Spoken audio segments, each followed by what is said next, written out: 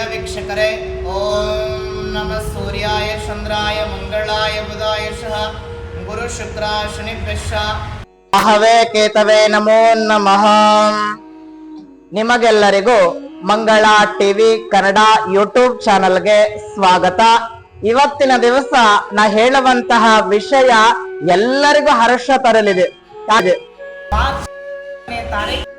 ಹೊಸ ವರ್ಷ ಖುಷಿ ವಿಚಾರ, ಆದ್ರೆ ಒಂದಿಷ್ಟು ಅನುಭವದ ಜೊತೆಗೆ ಹಂಚಿಕೊಳ್ತಾರೆ. ಯಾರು ಅಂತಂದ್ರೆ, ಮಾರ್ಚ್ ತಿಂಗಳಲ್ಲಿ ಸಿಂಹ ರಾಶಿಯವರಿಗೆ ಅನ್ನ ಮತ್ತು ಚಿನ್ನದ ಯೋಗವನ್ನ ಸೃಷ್ಟಿಸಿಕೊಳ್ತಾರೆ. ಅದ್ಭುತವಾಗಿರತಕ್ಕಂತಹ ಯೋಗ ಮಾರ್ಚ್ ಯುಗಾದಿ ಭವಿಷ್ಯ ಏನ್ ಹೇಳ್ತದ ಅಂತಂದ್ರೆ, ಸಿಂಹ ರಾಶಿಗೆ ಒಂದಿಷ್ಟು ಲಾಭಗಳನ್ನ ಸಿದ್ಧಿಪಡಿಸ್ಕೊಳ್ತಾರ. ಏನಂದ್ರೆ, ಬೇವಿನಾಂಗ ಕಹಿ ಇರ್ಲಿ, ಅಂದ್ರೆ ಬೇವಿನಾಂಗ ಕಹಿ ಇರ್ಲಿ, ಬೆಲ್ಲದಂಗ ಸಿಹಿ ಇರಲಿ, ಬದುಕು ಎಂದೆಂದಿಗೂ ನಿಮ್ಮ ಜೀವನ ಸಮೃದ್ಧಿಯಾಗಿರಲಿ ಅನ್ನುವಂಥದನ್ನ ಹಾರೈಸ್ತಾ ಇವತ್ತಿನ ದಿವಸ ಒಂದಿಷ್ಟು ಲಾಭಗಳನ್ನ ಸಿದ್ಧಿಪಡಿಸ್ಕೊಳ್ತಾರೆ. ಮಾರ್ಚ್ ತಿಂಗಳಲ್ಲಿ ಏನದ ಗುರುಗಳೇ, ನಮ್ಗೆ ಏನೆಲ್ಲ ಹೊಸ ವರ್ಷಕ್ಕೆ ಏನೆಲ್ಲ ಬದಲಾವಣೆಗಳಾಗ್ತವೆ ಅನ್ನುವಂಥದನ್ನ ಈ ವಿಡಿಯೋ ಮುಖಾಂತರವಾಗಿ ನಿಮಗೆ ತಿಳಿಸ್ಕೊಡ್ತೀನಿ. ಅದಕ್ಕಿಂತ ಮುಂಚಿತವಾಗಿ ನಮ್ ಯೂಟ್ಯೂಬ್ ಚಾನಲ್ ಅನ್ನ ಫಸ್ಟ್ ಟೈಮ್ ಯಾರಾದ್ರೂ ನೋಡ್ತಾ ಇದ್ರೆ ಇವಾಗ್ಲೇ ಸಬ್ಸ್ಕ್ರೈಬ್ ಮಾಡ್ಕೊಳ್ಳಿ, ಲೈಕ್ ಮಾಡಿ, ಶೇರ್ ಮಾಡೋದನ್ನ ಮರಿಬೇಡಿ. ಏನದ ಮಾರ್ಚ್ ತಿಂಗಳಲ್ಲಿ ಗುರುಗಳು ಹೇಳಿದಂಗ ಹೊಸ ವರ್ಷಕ್ಕೆ ನಮ್ಗೆ ಏನದ ಬದಲಾವಣೆಗಳು, ನನಗ ಖುಷಿ ಅನಿಸ್ತದ.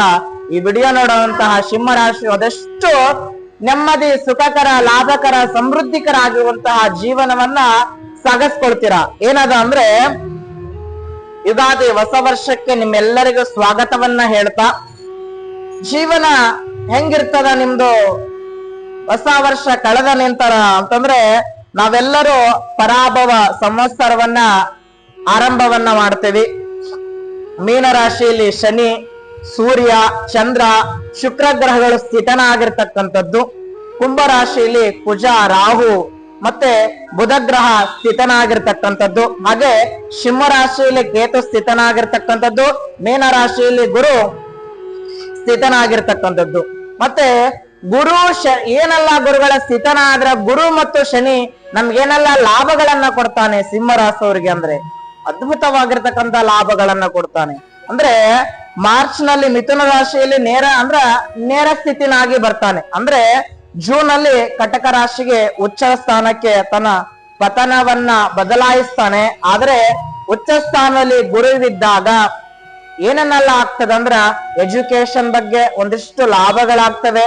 ಎಜುಕೇಶನ್ ಅನ್ನ ಇನ್ಸ್ಟಿಟ್ಯೂಟ್ಗಳಾಗ್ಲಿ ಏನಾದ್ರೂ ಒಂದಿಷ್ಟು ಲಾಭಗಳನ್ನ, ಅಂದ್ರೆ ವಿದ್ಯಾರ್ಥಿಗಳಿಗಾಗಿ ಈ ಮಾರ್ಚ್ ತಿಂಗಳಲ್ಲಿ ಪರೀಕ್ಷೆ ಬರ್ತದ. SLC ಅವ್ರದ್ದು ಪರೀಕ್ಷೆ ಆಗ್ಲಿ, ಸೆಕೆಂಡ್ PU ಪರೀಕ್ಷೆಗಳಾಗ್ಲಿ, ಈ ಪರೀಕ್ಷೆಗಳ ಬಂದಾಗ ಒಳ್ಳೆಯ ಫಲಿತಾಂಶಗಳನ್ನ ಸಿದ್ಧಿಪಡಿಸ್ಕೊಳ್ತಾರ. ನೀವು ಓದಿದಷ್ಟು ನಿಮಗೆ ಜ್ಞಾನ ಅಭಿವೃದ್ಧಿ ಆಗ್ತಾ ಹೋಗುವಂತದ್ದಾಗ್ತದ ಈ ಮಾರ್ಚ್ ತಿಂಗಳಲ್ಲಿ. ಮತ್ತೆ ಮಕ್ಕಳಿಗೆ ಶಾಲಾ ಕಾಲೇಜುಗಳಾಗ್ಲಿ, ಸ್ಕೂಲ್ಗಳಾಗ್ಲಿ, ಹೈಸ್ಕೂಲ್ಗಳಾಗ್ಲಿ ಎಲ್ಲದರಲ್ಲಿ ಸಹಿತ ಉನ್ನತ ಸ್ಥಾನಕ್ಕೆ ಹೋಗುವಂತವ್ರು ನೀವು ಆಗ್ತೀರಾ. ಯಾರು ಸಿಂಹ ರಾಶಿಯವರಾಗಿರ್ತಕ್ಕಂಥದ್ದು. ಮತ್ತೆ ಸಿಂಹ ರಾಶಿಗೆ ತನ್ನ ಪ್ರವೇಶ ಗುರು ಮಾಡಿದ್ರೆ ಏನೆಲ್ಲ ಆಗ್ತದೆ ಅಂತಂದ್ರೆ, ಒಳ್ಳೆಯ ಆರೋಗ್ಯವಾಗಿರ್ತಕ್ಕಂಥ ಜೀವನವನ್ನ ಕಂಡ್ಕೊಳ್ತೀರಾ. ಒಂದಿಷ್ಟು ಮನೆಯಲ್ಲಿ ಹಬ್ಬದ ವಾತಾವರಣವನ್ನ ಸೃಷ್ಟಿ ಮಾಡ್ಕೊಳ್ತೀರಾ. ಮತ್ತೆ ಒಂದಿಷ್ಟು ನೆಮ್ಮದಿಯನ್ನ ಕಾಣ್ತೀರಾ. ಮತ್ತೆ ರಾಹು ಕೇತು ನೋಡಿದಾದ್ರೆ, ಡಿಸೆಂಬರ್ 5ನೇ ತಾರೀಕು ರಾಹು ಕುಂಭರಾಶಿಯಿಂದ ಮಕರ ರಾಶಿಗೆ ಹಿಮ್ಮುಖವಾಗಿ ಸಂಚಾರವನ್ನ ಬಂದ್ರೆ, ಕೇತು ಗ್ರಹ ಸಿಂಹ ರಾಶಿಯಿಂದ ಕಟಕ ರಾಶಿಗೆ ಹಿಮ್ಮುಖವಾಗಿ ತನ್ನ ಸಂಚಾರವನ್ನ ಬೆಳೆಸ್ತಾನೆ. ಹೀಗಾಗಿ ಏನೆಲ್ಲ ಆಗ್ತದ ಗುರುಗಳೇ ನಮಗೆ ಲಾಭಗಳು. ಆದ್ರೆ ದಯವಿಟ್ಟು ನಿಮ್ಗೆ ಒಂದು ಮಾತನ್ನ ಹೇಳಕ್ ಇಷ್ಟಪಡ್ತೀನಿ. ಏನಂತಂದ್ರೆ, ಈಗೇನು ದಯವಿಟ್ಟು ಅಣ್ಣ ತಮ್ಮಂದಿರಾಗ್ಲಿ, ಅಕ್ಕ ತಂಗಿರಾಗ್ಲಿ ಎಲ್ಲರಿಗೂ ಕೈ ಮುಗಿದು ಬೇಡ್ಕೊಳ್ತೀನಿ. ಏನಂತಂದ್ರೆ, ಈಗೇನು SLC ಪರೀಕ್ಷೆ ಏನ್ ಬರ್ತಾ ಇದೆ, ಆ ಬರುವಂತಹ ಸಂದರ್ಭದೊಳಗ ಕೆಲವರಿಗೆ ಬಸ್ ಇರ್ತದ, ಕೆಲವ್ರಿಗೆ ಬಸ್ ಇರೋದಿಲ್ಲ. ತುಂಬಾ ದೂರ ಊರಿಂದ ಹೋಗಿ ಪರೀಕ್ಷೆಗಳನ್ನ ಬರೀಬೇಕಾಗಿರ್ತದ. ತುಂಬಾ ಬಸ್ ಕೆಟ್ಟೋಗಿರ್ತದ, ಗಾಡಿ ಕೆಟ್ಟೋಗಿರ್ತದ. ಆ ಸಂದರ್ಭದೊಳಗಡೆ ನಿಮ್ಮಲ್ಲಿ ಒಂದು ಕೋರಿಕೆ ನನ್ನದಾಗಿರ್ತಕ್ಕಂಥದ್ದು ಏನಂದ್ರೆ, ಅವ್ರನ್ನ ಆ ಪರೀಕ್ಷಾ ವೇಳೆಯಲ್ಲಿ ಪರೀಕ್ಷೆಯನ್ನ ಪ್ರಾರಂಭ ಮಾಡೋಕ್ಕಿಂತ ಮುಂಚಿತವಾಗಿ ಅವ್ರನ್ನ ಪರೀಕ್ಷಾ ಕೇಂದ್ರಕ್ಕೆ ಹೋಗಿ ಮುಟ್ಟಿಸುವಂತ ಕಾರ್ಯಗಳನ್ನ ಮಾಡಿ. ಯಾಕಂದ್ರೆ ನಾವು ಓದಿಲ್ಲ ಅಂದ್ರೆ ಬೇರೆಯವ್ರ ಮಕ್ಕಳು ಸಹಿತ ನಮ್ಮ ಮಕ್ಕಳಂತ ಭಾವಿಸಿ ಓದಿಸಿದ್ರೆ ನಮ್ಮ ಮಕ್ಕಳಿಗಾದಷ್ಟು ಅನುಭವಗಳನ್ನ, ನಮ್ಮ ಮಕ್ಕಳಿಗಾದಷ್ಟು ಖುಷಿಯನ್ನ ಸಿಗುವಂತದಾಗ್ತದ. ಅದಕ್ಕಾಗಿ ನಿಮಗೆ ಹೇಳುವಂತ ವಿಚಾರ ಏನಂತಂದ್ರೆ, ಯಾರಾದ್ರೂ SLC ಎಕ್ಸಾಮ್ ಬರೀತಾ ಇದ್ರೆ ಯಾವುದೇ ದೂರ ಊರಿಂದ ಏನಾದ್ರೂ ಬೈಕ್ಗಳಾಗ್ಲಿ ಏನೇಗಳಾಗ್ಲಿ ಸಿಲುಕಿಕೊಂಡಾಗ ಅವ್ರನ್ನ ಒಂದು ಪರೀಕ್ಷಾ ಕೇಂದ್ರಕ್ಕೆ ಮುಟ್ಟಿಸುವಂತ ಕೆಲಸಗಳನ್ನ ಮಾಡಿ ಅನ್ನುವಂತ ಮಾತನ್ನ ಹೇಳಬಲ್ಲೆ. ಏನದ ಗುರುಗಳೇ ನಮಗೆ ಲಾಭಗಳು ಏನದಾವೋ ಅಂತಂದ್ರೆ, ಲಾಭಗಳು ಏನಂತಂದ್ರೆ ಒಂದಷ್ಟು ಆರೋಗ್ಯವನ್ನ ಸೃಷ್ಟಿ ಮಾಡ್ಕೊಳ್ತೀರಾ, ಸಂತಾನವನ್ನ ಅಪೇಕ್ಷೆ ಪಡ್ತಕ್ಕಂಥವ್ರು, ಸಂತಾನವನ್ನ ಬಯಸುವಂತವ್ರಾಗಿರ್ತಕ್ಕಂಥವ್ರು, ಸಂತಾನವನ್ನ ನಿರೀಕ್ಷೆಯನ್ನ ಮಾಡ್ತಕ್ಕಂಥವ್ರಿಗೆ ಒಳ್ಳೆಯ ಒಂದು ಫಲಗಳನ್ನ ಸಿಗುವಂತದಾಗಿರ್ತಕ್ಕಂಥದ್ದು. ಇನ್ನು ಒಂದಂತಂದ್ರೆ ಈ ನಾಲಿಗೆ ಅದಲ್ಲ, ನಾಲಿಗೆ ಸ್ವಲ್ಪ ನಿಮ್ಮ ಹತೋಟಿ ಒಳಗೆ ಇಟ್ಕೊಳ್ಬೇಕಾಗ್ತದ. ಯಾಕಂದ್ರೆ ಶನಿ ಗುರು ನಿಮಗೆ ಏನಾಗ್ತದ ಅಂದ್ರೆ ಒಂದು ವಾಕ್ ಚತುರದಲ್ಲಿ, ಮಾತಿನಲ್ಲಿ ಸ್ವಲ್ಪ ಸಿಲುಕಿಕೊಳ್ಳುತ್ತದೆ. ನೀವೇನ ಮಾತಾಡ್ತೀರಾ, ನಿಮ್ಮ ಮಾತನ್ನ ಬರೀ ತಪ್ಪುಗಳನ್ನ ಹಿಡಿಯುವಂತದ್ದು ಸಾಧ್ಯತೆ ಇದಾಗ್ತದ. ಅದಕ್ಕಾಗಿ ಎಚ್ಚರದಿಂದ ಮಾತನಾಡಿ ಅನ್ನುವಂಥದ್ದು ಮಾತನ್ನ ಹೇಳಬಲ್ಲೆ. ಮತ್ತೆ ಮಾರ್ಚ್ 14ರಿಂದ ಏಪ್ರಿಲ್ 14ರವರೆಗೆ ಸ್ವಲ್ಪ ಹುಷಾರಾಗಿರಿ, ತುಂಬಾ ಹುಷಾರಾಗಿ. ಯಾವ್ದ್ರಲ್ಲಿ ಅಂದ್ರೆ ಯಾವ ವಿಚಾರಕ್ಕೆ ಅಂತಂದ್ರೆ, ಹಣಕಾಸು ಬರ್ತದ, ಆ ಬಂದ ತಕ್ಷಣದೊಳಗಡೆ ಹೆಂಗ ಉಪಯೋಗ ಮಾಡ್ಕೋಬೇಕನ್ನೋದು ಸ್ವಲ್ಪ ಅದರಲ್ಲಿ ಸ್ವಲ್ಪ ಹಿಂಜರಿತೀರ, ತುಂಬಾ ನೋವುಗಳನ್ನ ಅನುಭವಿಸ್ತೀರಾ. ತುಂಬಾ ಹುಷಾರಾಗಿ ಜೀವನವನ್ನ ಅನುಭವಿಸಿ ಅನ್ನುವಂತ ಮಾತನ್ನ ಹೇಳಿ, ಅದಕ್ಕಾಗಿ ನೀವೇನ್ ಮಾಡ್ಬೇಕಂದ್ರ ಆಂಜನೇಯ ದೇವಸ್ಥಾನಕ್ಕೆ, ಶ್ರೀರಾಮಚಂದ್ರ ದೇವಸ್ಥಾನಕ್ಕೆ ಹೋಗಿ, ಅದಷ್ಟು ಹೋಗಕ್ ಆಗಿಲ್ಲ ಗುರುಗಳೇ ಅಂತಂದ್ರೆ ಹನುಮನ್ ಚಾಲೀಸಗಳನ್ನ ಓದಿ, ರಾಮ ರಕ್ಷಾ ಕವಚಗಳನ್ನ ಓದಿ, ಇವೆಲ್ಲವನ್ನ ಓದ್ಕೊಂಡು ಸಿದ್ಧಿಪಡಿಸ್ಕೊಳ್ಳಿ. ಒಂದಿಷ್ಟು ಲಾಭಗಳನ್ನ ಸಿದ್ಧಿಪಡಿಸ್ಕೊಳ್ತೇವೆ. ಏನೆಲ್ಲ ಲಾಭಗಳ ನಾವು ಯುಗಾದಿ ಭವಿಷ್ಯ ಏನ್ ಹೇಳ್ತದ ಸಿಂಹರಾಶಿಯವರಿಗೆ ಲಾಭಗಳೇನಂತಂದ್ರೆ, ಸಂತಾವನ್ನ ಅಪೇಕ್ಷೆ ಪಡ್ತಕ್ಕಂಥ ಒಳ್ಳೆಯ ಸಿಹಿ ಸುದ್ದಿ ಆಗಿರ್ತಕ್ಕಂಥದ್ದು, ಮತ್ತೆ ಎಜುಕೇಶನ್ ಅಂತೂ ತುಂಬಾ ಉಪಯೋಗವಾಗಿರ್ತಕ್ಕಂಥದ್ದು. ವಿದೇಶಿ ಪ್ರಯಾಣವನ್ನ ಹಮ್ಮಿಕೊಂಡಿದ್ರ ವಿದೇಶಿ ಪ್ರಯಾಣದಲ್ಲಿ ಲಾಭಗಳನ್ನ ಸೃಷ್ಟಿಪಡಿಸ್ಕೊಳ್ತೀರಾ. ಮತ್ತೆ ಕಾರು ಬೈಕು ವಾಹನಗಳನ್ನ ಏನಾದ್ರೂ ಖರೀದಿ ಮಾಡ್ಬೇಕು ಅನ್ಕೊಂಡಿದ್ರೆ ಆ ಯೋಗಗಳನ್ನ ಬರುವಂತದಾಗಿರ್ತಕ್ಕಂಥದ್ದು. ಆಸ್ತಿ ಮನೆ ಚಿನ್ನ ಯೋಗಗಳನ್ನ ಕಂಡುಕೊಳ್ತೀರಾ. ಒಂದು ಯೋಗಗಳನ್ನ ಅಂದ್ರೆ ತೆಗೆದುಕೊಳ್ಳುವಂತ ಯೋಗಗಳನ್ನ ಸಿದ್ಧಿಪಡಿಸ್ಕೊಳ್ತೀರಾ. ಮತ್ತೆ ಗಂಡ ಹೆಂಡತಿರ ನಡುವೆ ಕೋಟೆಯಲ್ಲಿ ಬಿದ್ದಾಗ ವಾದ ವಿವಾದಗಳಾದ, ಡೈವರ್ಸ್ ಕೇಸ್ ಆಗೋ, ಮತ್ತೆ ಅಂದ್ರೆ ಪುನಃ ವಾದ ವಕೀಲರು ನಿಮ್ಮ ಪರವಾಗಿ ಮಾತಾಡುವಂತಹ ಯೋಗ ಬರ್ತದ. ಮತ್ತೆ ಆಸ್ತಿ ಮನೆ ವಿಚಾರದಲ್ಲಿ ಹಿರಿಯರು ಏನಾದ್ರೂ ಗುರು ಹಿರಿಯರು ಮಾಡಿರ್ತಕ್ಕಂಥ ಆಸ್ತಿಯಲ್ಲಿ ಏನಾದ್ರೂ ಬೇರೆಯವ್ರಿಗೆ ತಕರಾರು, ಏನಾದ್ರೂ ಲಂಚಗಳನ್ನ ಕೊಟ್ಟಿದ್ರೆ ಮರಳಿ ಬರುವಂತದ್ದಾಗುವಂತದ್ದಾಗಿರ್ತಕ್ಕಂಥದ್ದು. ಆಸ್ತಿ ವಿಚಾರದಲ್ಲಿ ಲಾಭಗಳೇ ಆಗಿರ್ತಕ್ಕಂಥದ್ದು. ಮತ್ತೆ ಫೋನಿನ ಅಂಗಡಿ ದಿನಸಿ ಅಂಗಡಿಗಳಾಗ್ಲಿ, ಬೇಕರಿ ಅಂಗಡಿಗಳಾಗ್ಲಿ, ಮತ್ತೆ ಈ ಹೆಣ್ಣು ಮಕ್ಕಳು ಬ್ಯೂಟಿ ಪಾರ್ಲರ್ ಇರ್ತಕ್ಕಂಥ ಎಲ್ಲ ಸಹಿತ ಸಿಂಹರಾಶಿಯವರಿಗೆ ಒಂದಿಷ್ಟು ಯುಗಾದಿಗೆ ಲಾಭಗಳನ್ನ ಸಿದ್ಧಿಪಡಿಸ್ಕೊಳ್ತೀರಾ. ರಾಜಕೀಯದಲ್ಲಿ ಇರ್ತಕ್ಕಂಥ ವ್ಯಕ್ತಿಗಳಿಗಂತೂ ಸಹಿತ ಲಾಭಗಳೇ ಅದ್ಭುತವಾಗಿರ್ತಕ್ಕಂಥ ಸಿಂಹರಾಶಿಯವರಿಗೆ ಲಾಭಗಳನ್ನ ಸಿದ್ಧಿಪಡಿಸ್ಕೊಳ್ತೀರಾ. ಯಾಕಂದ್ರೆ ಜನರನ್ನ ನಂಬಿಕೆ ಉಳಿಸ್ಕೊಂತೀರಾ, ಒಂದಿಷ್ಟು ಲಾಭಗಳನ್ನ ಉಂಟು ಮಾಡ್ತಾರೆ.